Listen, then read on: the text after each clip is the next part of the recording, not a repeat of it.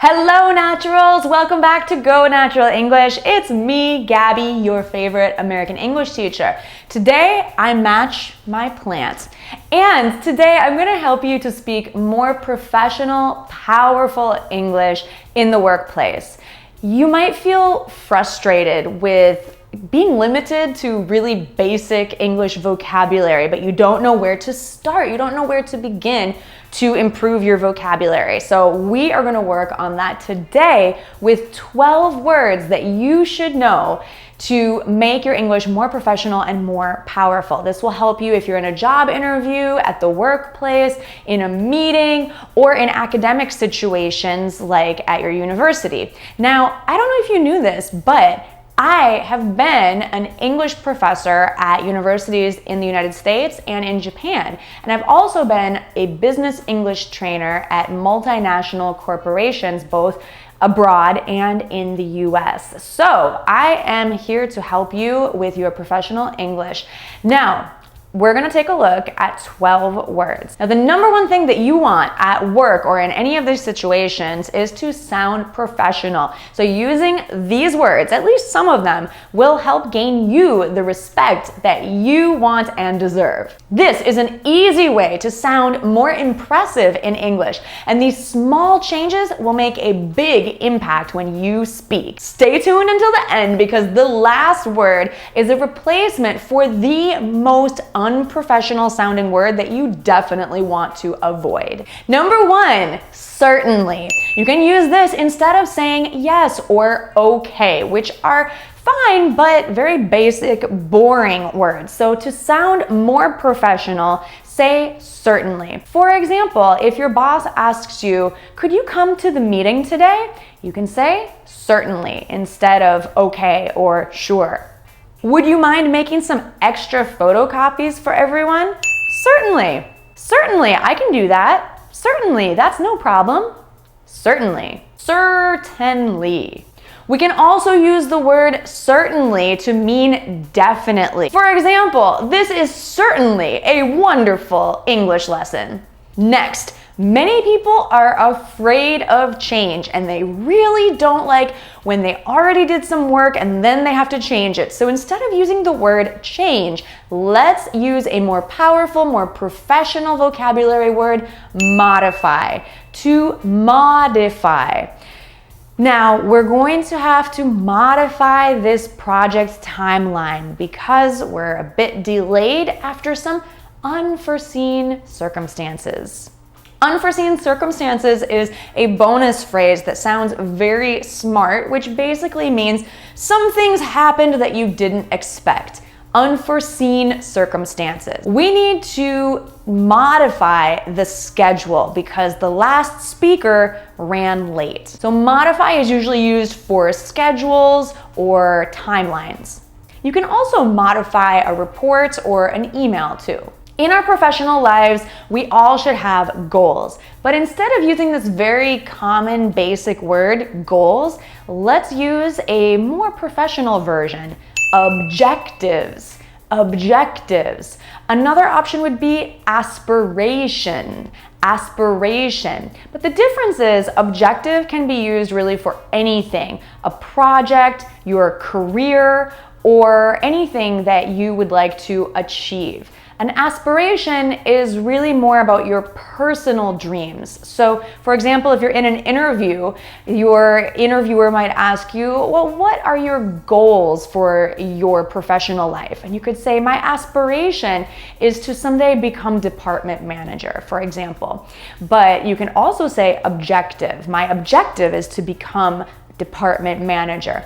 You could say the objective of the project is to reach 1,000 people. Instead of saying guess, which in and of itself can sound a bit weak, we should say imagine. If you feel like you're not sure about something or you want to share a guess, say, I imagine that's correct. I imagine this would have good results. I imagine that our boss would agree with this. I imagine this project will take about 1 week. Where guess might make you sound a bit unsure, imagine makes you sound like a visionary. Instead of the basic word think, Let's use consider. Consider. Let's consider the possibilities. Will you consider modifying the format? Now, if you're meeting with someone and they're being a bit confusing, instead of saying, "What do you mean?" which can sound quite direct and not very professional, ask the person to elaborate, to explain more, to tell you more information or give you examples. Could you elaborate on that last point? Should I elaborate, or is this clear? Now, don't say happen, say arise, arise. We've had some unforeseen complications arise. Surprisingly, no problems have arisen. Should any questions arise, please don't hesitate to ask. Instead of saying result, which is already a good professional English vocabulary word, let's step it up a level and say ramification. Now, ramification is more specific than a result. A ramification is a result or a consequence, but ramification usually has a negative connotation. So be aware of that. For example, if we modify the timeline, the ramifications could be severe. If you just want to say some positive results, you could say consequence or result. Result is just fine too. But if you want to sound really smart and there's something negative that would be the result, use ramification. Don't ask for opinions, ask for perspectives or prerogatives. What's your perspective on this issue? What's your prerogative on this point? I love these words. Let's practice saying them because they're a bit tricky to pronounce. Perspective. Pay attention to that stress. Perspective. And prerogative. Prerogative. When I hear this word, I do always remember the Bobby Brown song or also a Britney Spears song. It's my prerogative. So you could listen to those to practice your pronunciation. Now, perspective or prerogative are for asking an individual's opinion, but if you want to ask a group of people, you'll sound really smart if you ask, what is the consensus? Now, consensus means what do we generally agree on? So you're not asking for each individual person's opinion, you're actually asking what is the general agreement here. Everyone, it seems the consensus is, okay, let's see if we can reach a general consensus. Don't say easy, say straightforward. Straightforward means simple, uncomplicated, or easy, but it sounds a lot better when you say straightforward than easy. It sounds more professional, more powerful, more academic, and smarter. So this project should be pretty straightforward. I don't foresee any complications. Now, many people consider the overuse of the word like to be very unprofessional. So especially if you are in an interview or a professional situation, avoid using the word like, especially more than twice in one sentence.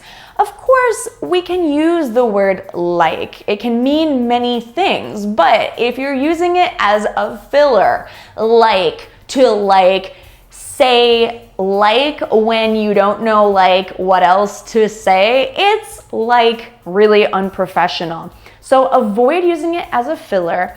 And another meaning of like is to say, for example.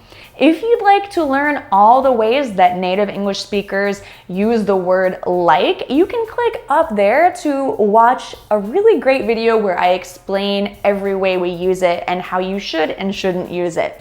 Now, in a professional situation, if you want to say, for example, avoid using like because it's so basic and so overused, and instead say, for instance, for example, or such as. We should modify this design's colors. For instance, more green and blue. I would like this campaign to have more diversity. For instance, the models should be different ages. Next week, we are going to be talking about how to ace any interview, how to answer the most difficult interview questions using professional English, of course. So make sure that you subscribe and turn the notification bell on, because these days it's not enough to subscribe. You won't get notified. You have to actually turn the notifications on so that you don't miss out. Last week, we talked about phrases that you can use in your business email writing, and that video is right over here. So I'll see you there. Thanks so much. I hope you enjoyed this video, and I'll see you there, and then I'll see you next week for our interview video lesson. Bye for now.